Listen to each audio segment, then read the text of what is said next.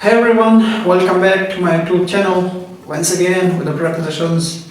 Dear friends, as we know that we have discussed some prepositions in the previous videos that you can find and see in my channel in the playlist of prepositions. प्यारे दोस्तों, जैसे कि हम काफ़ी बहुत सारे prepositions को discuss कर चुके हैं प्रीवियस लेक्चर्स में या प्रीवियस वीडियोस में, तो आप उसको देख सकते हैं। तो आज का जो हमारा टॉपिक है वो मजीद हम इसमें 4 prepositions को डिस्कस करने वाले हैं। एक preposition हमारे पास अप है, दूसरा डाउन है, तीसरा above है और चौथा below है। above है और below है।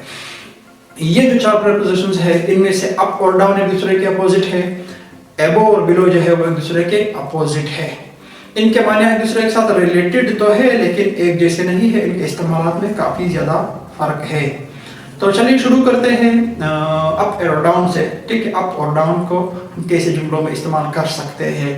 मिसाल के तौर पर आप कह सकते हो कि ही लिव्स अप, वो ऊपर रहता है, चाहे किसी गांव में हो या किसी बिल्डिंग में हो, मतलब आपसे ऊपर हो।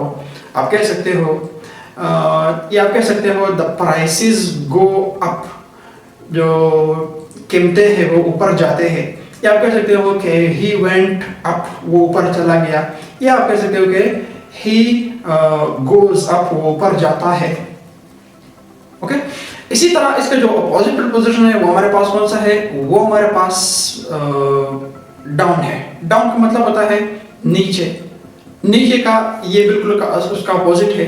आप कह सकते हो कि प्राइसेस कम डाउन। ठीक है, कीमतें नीचे आते हैं, वो तो आपको पता है कि नीचे आते हैं या नहीं आते हैं। इसी तरह आप कह सकते हो कि ही लिव्स डाउन, वो नीचे रहता है, या ही गोज डाउन, वो नीचे गया, या ही कम्स डाउन, वो नीचे आता है।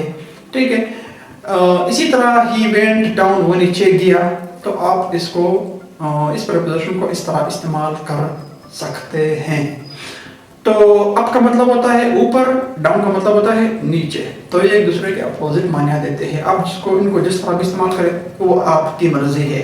चलो अब आते हैं किन की तरफ, एबो और बिलो की तरफ। एबो और बिलो को हम कहाँ पर इस्तेमाल कर सकते हैं। एबो जब एक चीज या एक बंदा किसी दूसरे चीज से पोजीशन में या रैंक में या किसी और चीज में ऊपर हो तो हम एबो और बिलो, एबो का लफ्ज इस्तेमाल कर सकते हैं। मिसाल के तौर पर deputy commissioner is above the assistant commissioner, या teacher is above the student, या आप कह सकते हो कि father is above the son, या आप कह सकते हो कि army is above the police, या आप कह सकते हैं कि prime minister is above the president. Okay, यानी मतलब ऊपर है, ऊपर है, ऊपर है, फलाना चीज फलाना से ऊपर है। दो चीजों के वहां पे हम कंपेयर करते हैं, मुवाजना करते हैं। ओके, इसी तरह इसके जो अपोजिट प्रीपोजिशंस है, प्रीपोजिशन हमारे पास कौन सा है, बिलो है। बिलो का मतलब क्या है, हम कहते हैं कि सी द बिलो एग्जांपल्स, नीचे दिए गए इस्तेमालात देके। या हम कह सकते हैं कि सी इज बिलो द डीसी, या student is below the teacher, या हम कह सकते हैं कि सन इज बिलो द फादर। या आप एक अपने आप को किसी के साथ कंपेयर कर सकते हो। ठीक है, क्या आप मेरे से नीचे है। ओके, तो अप का मतलब होता है ऊपर, डाउन का मतलब होता है नीचे, एबोव का मतलब होता है से ऊपर, इसी तरह बिलो का मतलब होता है से नीचे। तो ये जो 4 प्रीपोजिशंस है इनको हम ऐसे ही इस्तेमाल कर सकते हैं। इनके साथ अगर हम कंपेयर करें, एक दूसरे के साथ कंपेयर करते हुए हम उसको जब समझेंगे तो बड़ा ही हमारे समझ में आसानी से आ जाएगा। जैसे कि आप जानते हैं कि हम जो है ओन है, इन है, एट है, और भी जितने प्रीपोजिशंस है तकरीबन हम आधे से ज़्यादा प्रीपोजिशंस है उसको पढ़ चुके हैं, जिनको आप सर्च कर सकते हैं।